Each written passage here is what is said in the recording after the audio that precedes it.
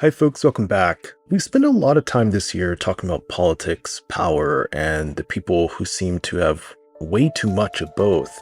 But underneath all of that is a system we rarely stop to question: capitalism itself. We're living through a strange contrast. Billionaires are competing to go to space, while more and more people struggle to pay rent. The planet is straining under record heat, but our success is still measured by how much we produce and consume. The question isn't just, is the economy growing? It's growing into what and for whom? So today we're revisiting a conversation that feels even more urgent now than when it first aired.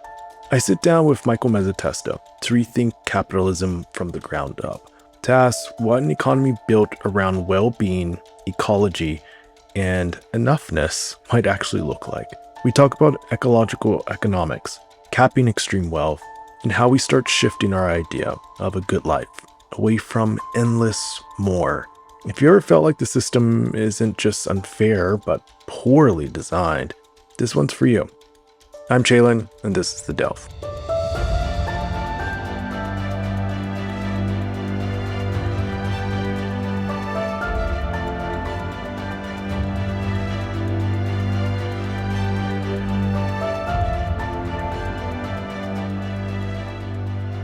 The stock market is now down 21%. Just broad-based declines across all of the major technology sectors. A lot of their customers are freaked out, waiting to see how low the Dow will go.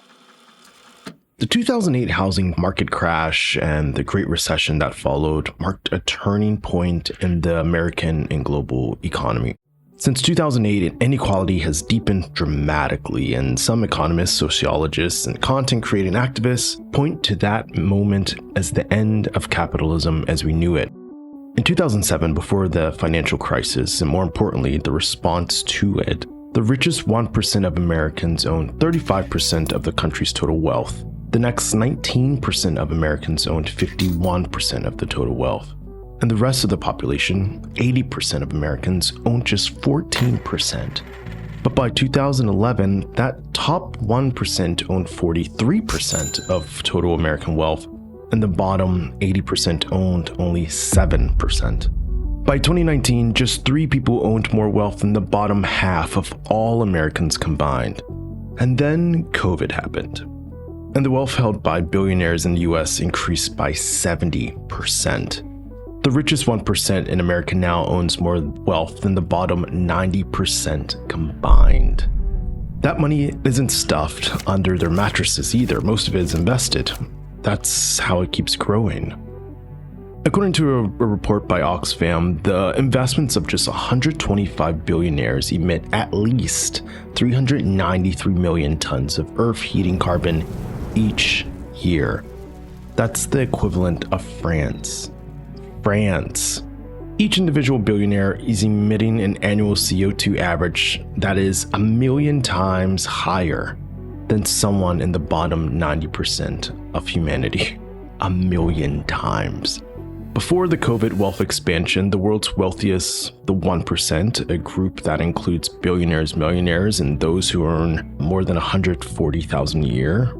I bet some of you are surprised to find out that yes, you are in the 1%.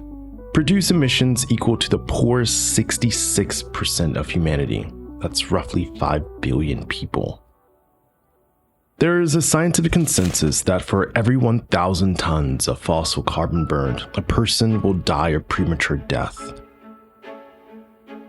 Joshua Pearce, professor at the University of Western Ontario, says if you take the scientific consensus of the 1,000-ton rule seriously and run the numbers, human-caused global warming equates to 1 billion premature dead bodies over the next century. That means each of those 125 billionaires, their investments could produce enough carbon to kill 393,000 people per year. That's intense. These are individuals with names like Elon Musk, Jeff Bezos, Mark Zuckerberg, Larry Ellison, Bill Gates, and 120 others who will singularly be producing enough carbon to kill 393,000 mostly poor people. every year through the CO2 of their bank investments alone. This analysis hasn't even taken into account the CO2 output of their lifestyle choices, private jets, yachts, space travel. Capitalism, unchecked wealth accumulation, inequality, poverty, and climate collapse are all inextricably linked. Is this what capitalism was always designed to do?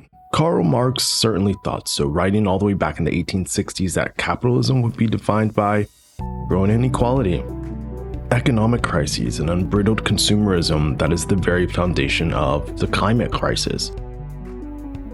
Some economists, socialists, and those ever-producing content creators point to insane wealth equality and climate catastrophe as evidence of late-stage capitalism.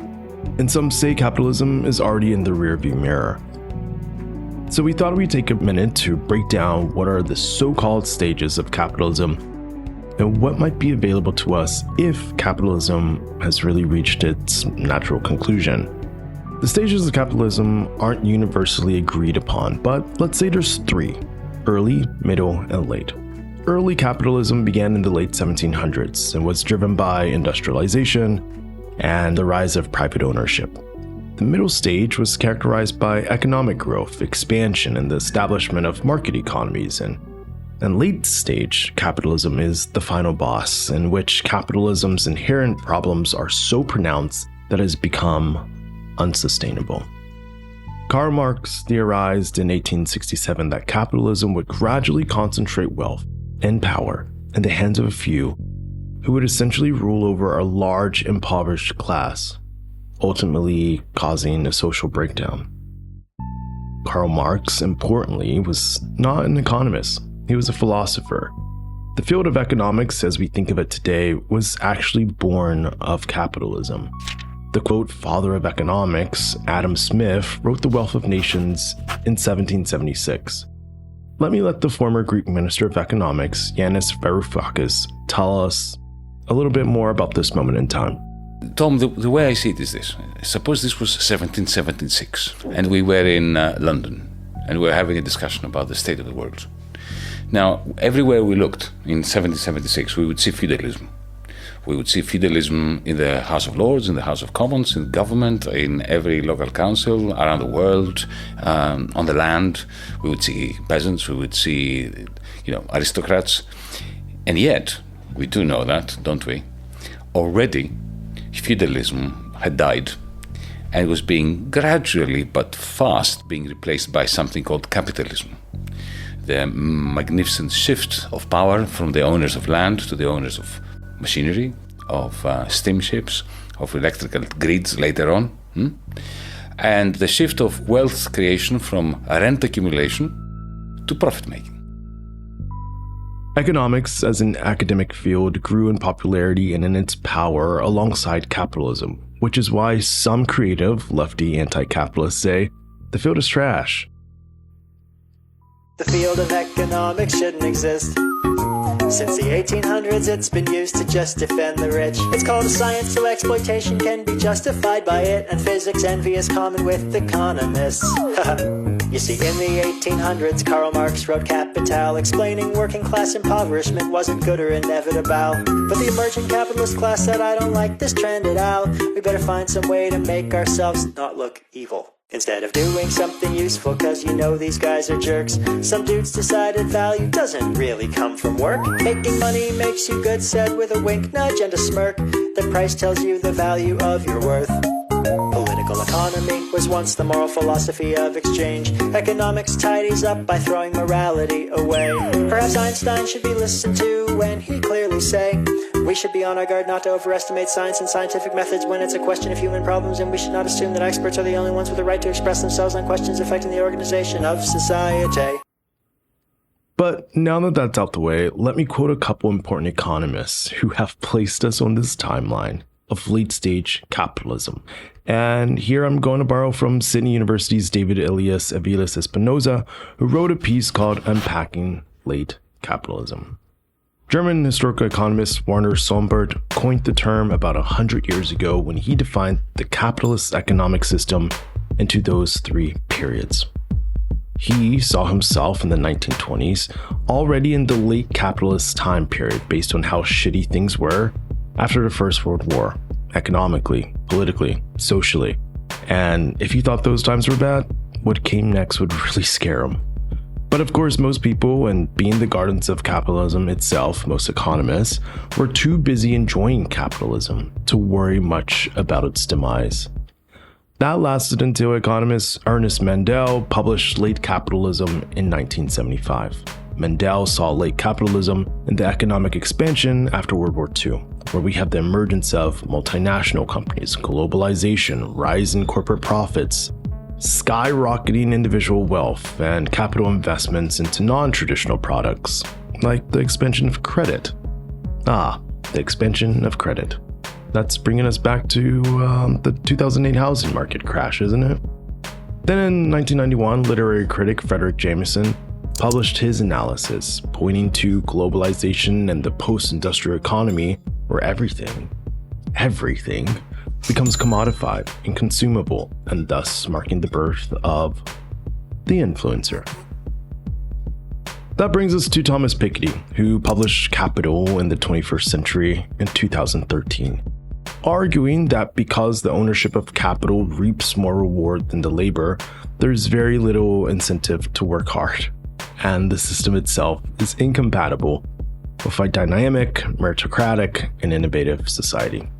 Jonathan Carreri outlined in his book, Late Capitalism and the Ends of Sleep, how this system is enabled by intrusive technologies like social media and is eroding basic human needs like sufficient sleep, and is eliminating our time of reflection and contemplation. Okay, so let's sum up. How do we recognize late capitalism? Intrusive technology that keeps us awake and takes over our time for reflection and contemplation. Boring architecture. A decline in innovation. The commodification of everything, including people and our images. Massive debt.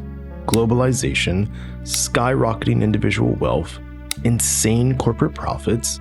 Social breakdown. Recurrent economic crises.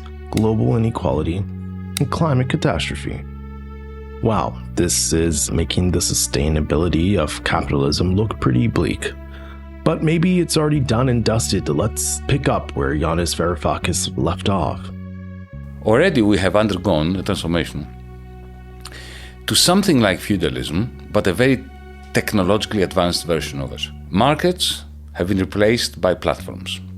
So Amazon.com is not a market. It looks like a market, but it's more like a digital fiefdom, a cloud fiefdom, belonging to one man, whose accumulation of wealth is based not on profit, but on a form of rent. Every time you buy something on Amazon, 30-40% of the price goes to Mr. Bezos.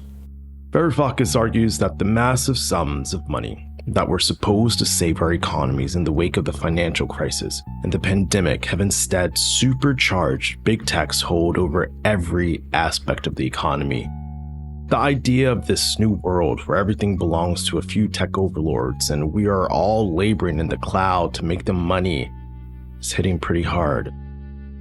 Whether you think capitalism has already ended or is just in its final throes, or maybe you think it's still a net positive and you'd just like to see it adapt to be more humane, I think we can agree that the current system has spiraled and the consequences, inequality and climate change, are unsustainable. I am so happy to tell you, you can take a deep breath. Another system is possible. Let me introduce you to Michael Mezzatesta. High cost of living, homelessness, the climate crisis, inequality. These are all predictable consequences of the way our economy has been set up by economists and politicians. But what if I told you there's a new type of economics being developed that does a much better job of addressing these problems while meeting people's everyday needs? This isn't being taught at most schools. I know this for a fact because I got an economics degree from Stanford and this new type of economics wasn't mentioned. But I've been studying it myself and I've learned enough to share. Welcome back to my Ideas for a Better Economy series, where today we're talking about ecological economics. Ecological economics differs from mainstream economics economics in a few key ways. First, it's transdisciplinary, which means it combines economics with other social sciences and life sciences. Second, it's beyond growth, in that it does away with the mainstream assumption that the economy always has to be growing, and instead focuses on designing an economy that meets people's needs within the limits of our planet. And third, it operates on the assumption that the economy is part of our ecosystem, instead of something that's separate from it. As an academic field, ecological economics is relatively new. It was formally founded in the 1980s when the academic journal Ecological Economics published its first issue. But many of the ideas within ecological economics have been attributed to indigenous wisdom that's existed for thousands of years. It's gaining particular momentum in the global south, where people have been exploited or left behind by our current economic system. Like I mentioned, most schools just aren't teaching it. But as the climate crisis worsens, ecological economics is continuing to catch on more and more. You know what? Today, we're going to do you one better. I'm delighted to welcome to the show my guest, Michael Mezzatesta. Michael, hi. Thanks for coming on to the Delve. How's it going? I'm doing good. Thanks for having me on. Yeah, we're so happy to have you. Actually, our head of production, Madison, so excited to have you on. She literally said, tell Michael I said hi. So Madison says hi. Shouts out to Madison. That's awesome. So, okay, I'm going to come right out of the gate. Questions here. You are an economist. Is economics a real science, or is it capitalist propaganda? Oh, wow. Heavy hitting question to start. I also studied economics, so it's cool. Okay. One of us. Wherever you go with this, I'm okay with it. Yeah. Oh, I won't pull any punches, don't worry. I'd say that economics is an attempt to explain human behavior using quantitative tools like math and charts and models and formulas. The funny thing, and if you study economics, you know this, when you study it, economics professors are always like, this is what you need to learn for the exam, but this is not how it really works, right? Human behavior is so much more complicated than what the economics discipline really has been able to capture. But I think, zooming out to your question about, is it just capitalist propaganda? I do think there's an issue with that, where a lot of economics these days is an attempt to justify a social structure that we've gotten accustomed to and convince people that, hey, we shouldn't change it because this is just the way it works. Look, economics says so, right? And so there's actually a huge movement within the economics discipline to now push back on that, especially in light of some of the social problems that have come up in what you could call late stage capitalism, right? The rampant inequality, the ecological breakdown. These problems have given us reason to say, hey, maybe the economy shouldn't work this way.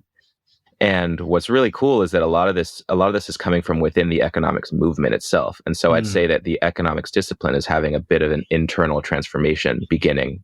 The old guard is still very much in charge. And so the folks writing the Wall Street Journal articles about how taxes are bad are still, I'd say, running the show, but there's a loud and growing wing of a rebellion alliance, you could say, within the economics movement that's trying to change things to make it a bit more sustainable and long-term. I think this flows actually really nicely into our next question. You studied economics at Stanford. I studied at Harvard, but I just played your Ecological Economics intro video in the monologue introducing this. And there you said you only learned about these alternatives after your time studying. What were the limits to that education that you feel? Is Standard like conservative economic school, or is that just the state of learning economics in America? I think most econ degrees are what you could say conservative. They are a type of economics that is like the old guard that I just mentioned. They teach you about supply and demand, and they teach you that the economy is a closed system and the environment is like an externality. And so any pollution is something that's separate from the econ that we're studying now, right? And that's just the way that that's the way that discipline evolved over the past several decades. And that's still what a lot of what we call, the top institutions are teaching. To be fair to Stanford, I was there 10 years ago, right? So I like to think that the curriculum has evolved and changed. I'll believe it when I see it. I think that those underlying assumptions as to like what is a business and what gets counted in a business model and what variables get factored into the way that we define economic growth. Those fundamental assumptions need to change in order for economics to stop being quote unquote conservative and start being more regenerative and more holistic. And that's a transformation that I think is going to take longer than a decade and hopefully happens fast enough because we don't have a ton of time, in my opinion, to right the ship. Yeah. I want us to talk a little bit about the alternatives to capitalism that allow us to live safely within our planetary boundaries, like ecological economics, degrowth, and a well-being economy. Can you tell us about these models and where'd you learn them and all that good stuff? Yeah, so this is all very exciting. It's all part of this wide movement of new economics ideas that are sort of coming into the mainstream.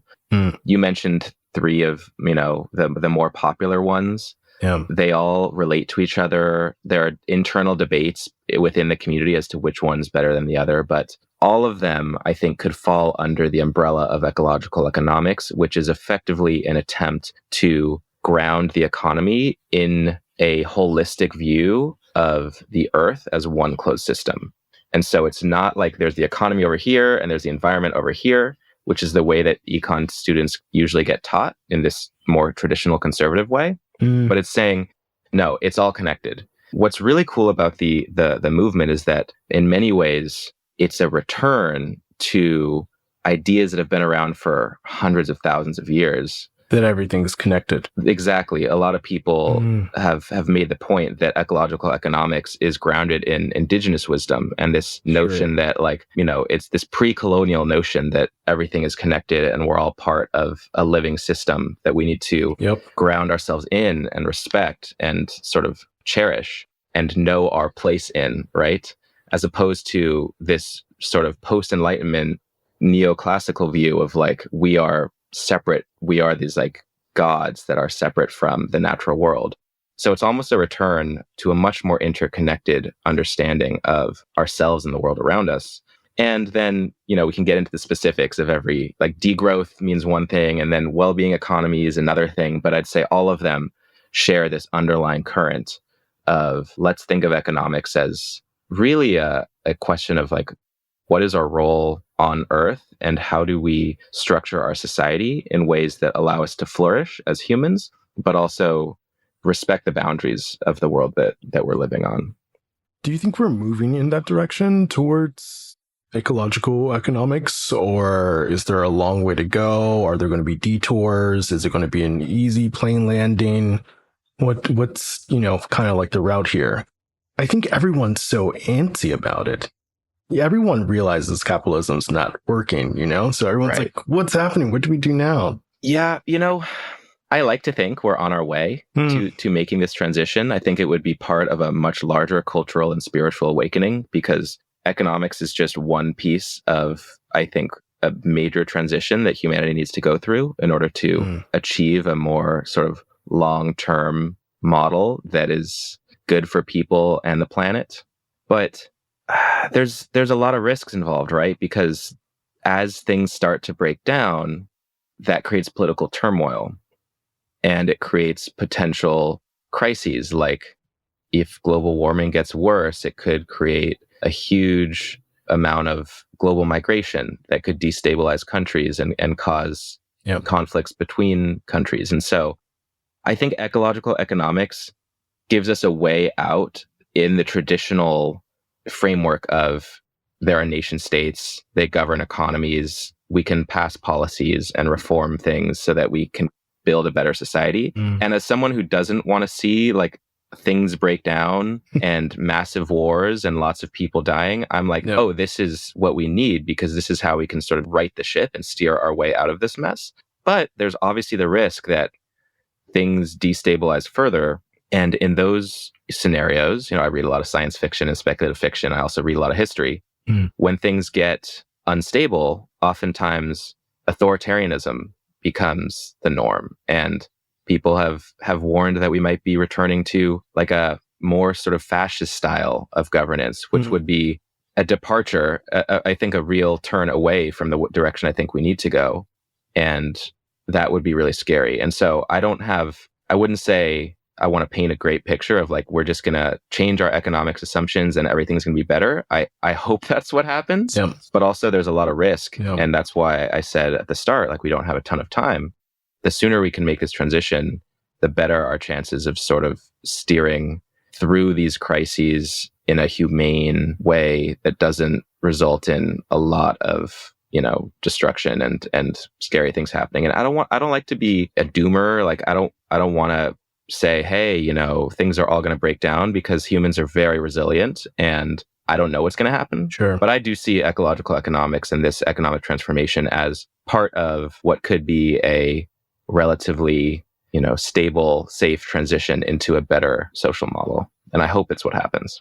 It sounds like it's going to take like some political buy-in too. Definitely. It's not just going to be, people and businesses. It's going to take some policy changes. A lot of this just off the bat sounds like perhaps something Democrats could easily buy in. For saving the environment, for providing, resources to change our economic system. What is in it for, more conservative or right-leaning politicians? Are we going to see reduced taxes, or is there going to be deregulation? What's kind of like, I guess, some of the benefits from that side of the aisle? Yeah, well, I think what's really interesting is the traditional conservative movement is no longer the mainstream, right? I think that what's happened in the age of Donald Trump and the rise of some of these more populist conservative figures is that there's a big part of their narrative is actually about like the deep state and these elites that are kind of like really fixing the world in their favor. And I think that all of the ideas that I'm talking about are actually very aligned with that narrative and actually fit right in the sense that, yes, there is a establishment of people who really like the way the economy works now. Yeah. Right? It works well for them. These are people who probably Donald Trump. Potentially, when we talk specifically about him, it gets a little murky. But if you think about the overall, belief system of folks on the right these days about how there's, the system is rigged against them, I actually agree with a lot of those points. I'm like, yeah, the people meeting in Davos deciding like how the economy is going to work are not the right people to be making those decisions, because they're the ones who benefit the most from the way things work now. And so what are some new, more radical ideas that can really shake things up? I think that a world where we have a healthy environment and we actually start to reduce the power of some of the people who have been making the calls for hundreds of years and getting them wrong, and start to give more of that power back to the people, I think is a narrative that people on the left and the right side of the aisle can get behind. So I don't really think it's a conservative versus liberal issue. I do think I think it's a question of how long are we willing to maintain these structural inequalities and structural problems for the benefit of the folks who have set them up and benefited from them. The sooner we change that, the better. I think we might disagree on like what an ideal world looks like. Right? Like there might be some differences in what is the correct tax rate. Someone like me, I'm like, I don't think billionaires should exist. Okay. Right? I don't think you should be allowed to have that much money. I think that's a question on here, actually. Yeah. Okay. Nice. But, I think more conservative people would be like, this guy's crazy, right? Of course we shouldn't put ceilings on how much money people can make. I'm like, okay, how much is enough? That's probably where we should cap it, right? So we may disagree on the details, but I don't think we disagree on the fact that BlackRock and Vanguard should probably not be running our political system, right? And so there's a lot of overlap in the future that we all want. Yeah. The next question is about recognizing how capitalism isn't working. I think one of the ways recognizing capitalism working is the creation of billionaires and kind of unlimited money for a select few people, and this equality gap, being insane. What are some of the ways you're recognizing that capitalism isn't working?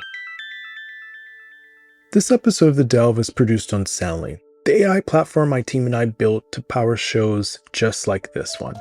If you make a podcast and you're tired of juggling editing tools, noisy audio, and scattered files, Chalin brings everything into one place. It cleans up your sound, speeds up your edits, and helps your show run like a real studio operation. If you're a creator or producer, you can try it at chalinai.com. That's chalinai.com. I think the biggest one for me is, and the one that has my attention right now, is just the ecological breakdown we're starting to see. I think that the fact that the environment is treated as an externality in traditional economics is coming back to bite us in a major way right now, and it's only going to get worse. And so until we can find a way to internalize the environment within our thinking and make it part of the goal of businesses to actually maintain a livable environment, it's going to get worse. So I think that climate change is a natural example of the way that capitalism is structured. It's not an aberration. This is what was always going to happen when we prioritize infinite growth on a finite planet.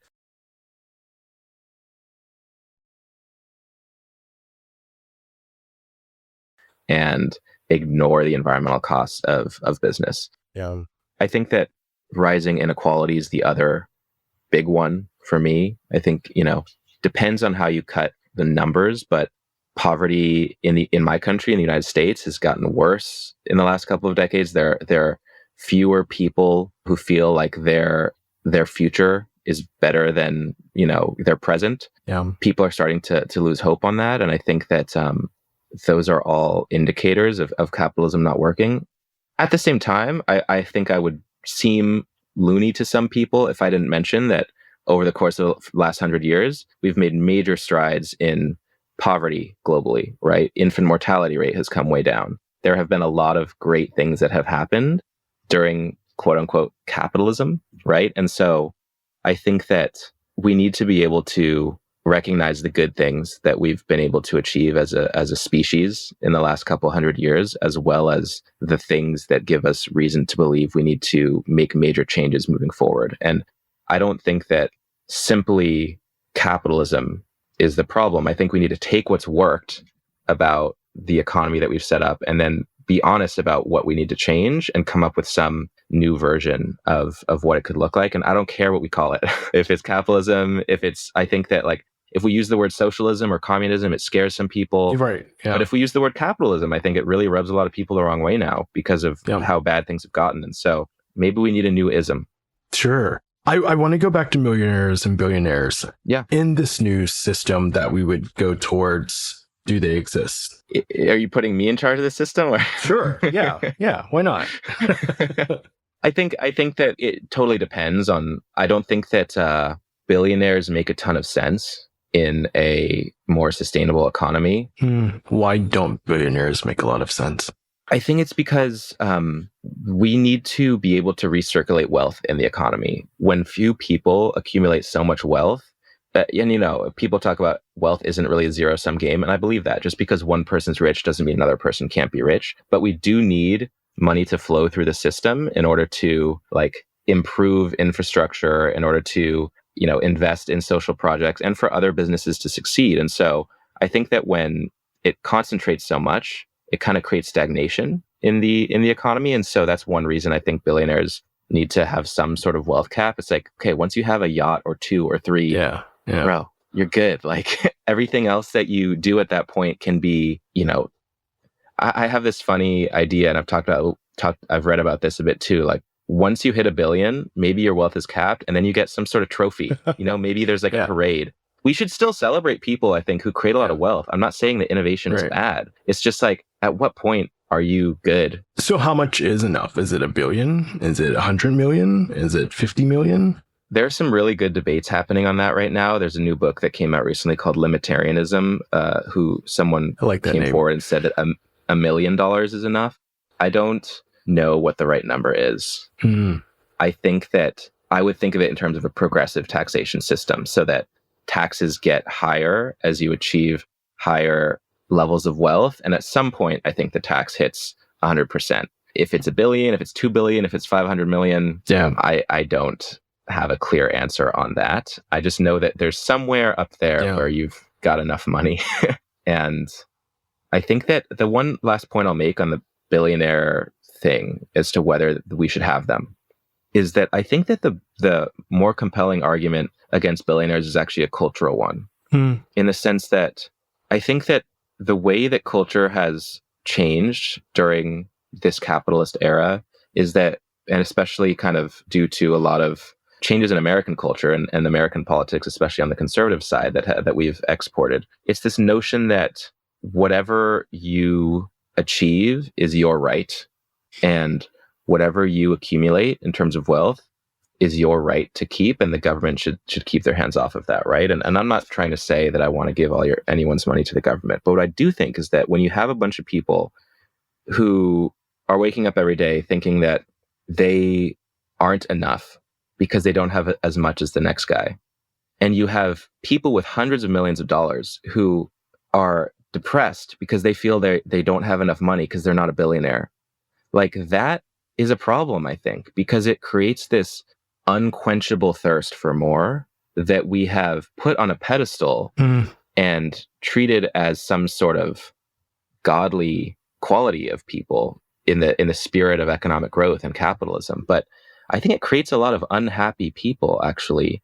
And when you start to actually believe that you can have enough and that you can be satisfied with where you're at in life, it's actually a major transformation in people's hearts and minds that I think will lead to not only like happier people, but also a lot fewer of the consequences that we talked about in terms of climate change and inequality and things like that. So I'm just like, yo, let's slow down a little bit and think, how much do we really need? And why can't we just be happy right now with what we have? And I think that that's a cultural shift that underlies a lot of the ecological economic stuff, but is kind of beneath the surface, that I think will really resonate with a lot of people.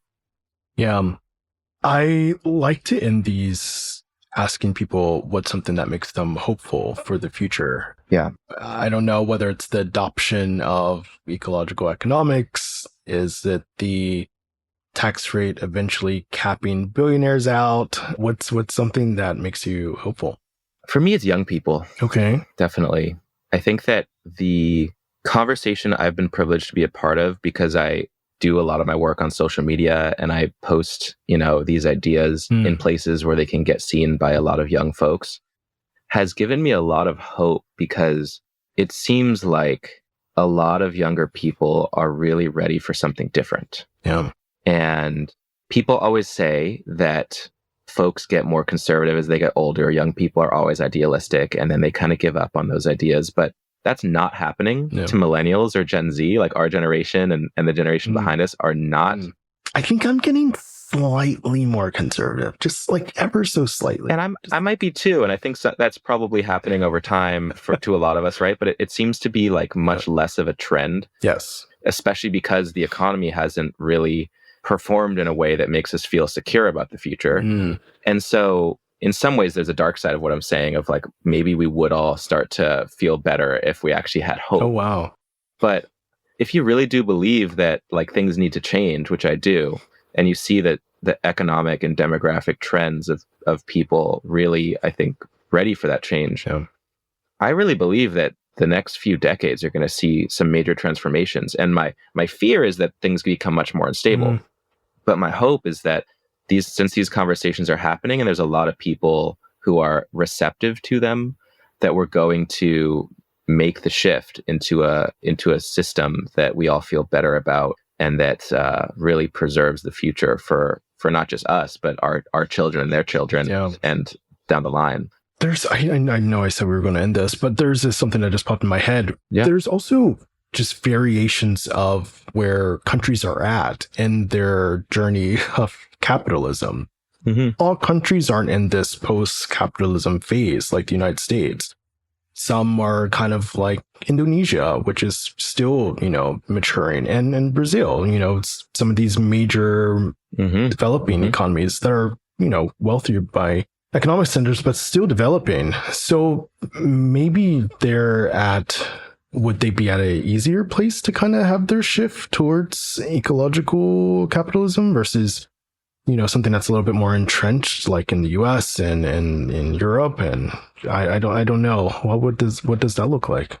Yeah, well, there's a really interesting bit of research that I was just looking at with my friends at the Wellbeing Economy Alliance and the effect of economic growth on life expectancy and happiness and other social outcomes. And what's really interesting is that there's kind of a threshold at which an economy has developed enough that more growth doesn't really help people be happier. Oh, wow. But for developing countries, there's still, I think, quite a need for things to continue growing and continue developing. And what's really cool that we're seeing in a lot of places in South America and Africa right now are that their energy mix is trending towards renewables more quickly than what we've seen in more developed countries. And so the technological changes that are happening with electric solar panels becoming much cheaper and things like that are hitting developing countries now, and we're seeing increased adoption, which is all very cool.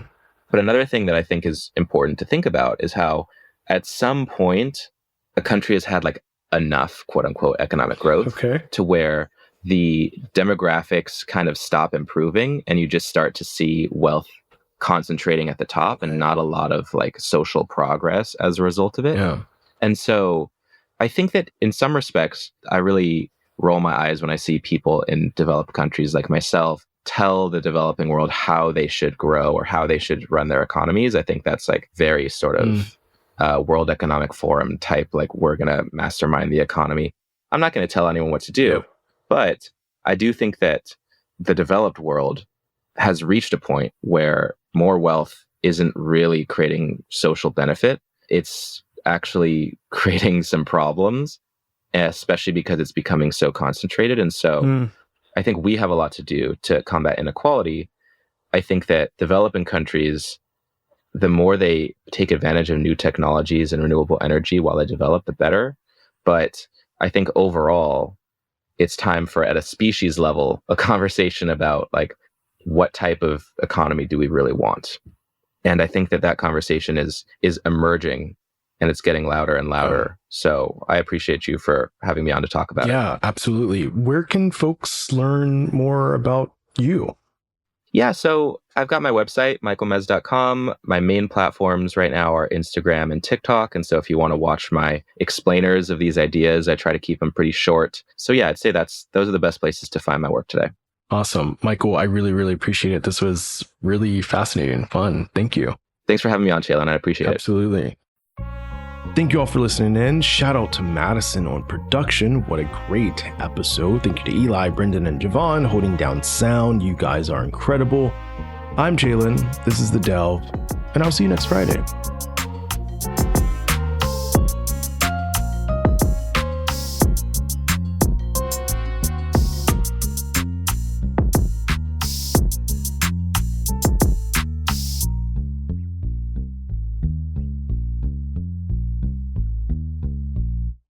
The Delve is produced on Chalin, the AI platform we built for podcasters. You can learn more at chalinai.com.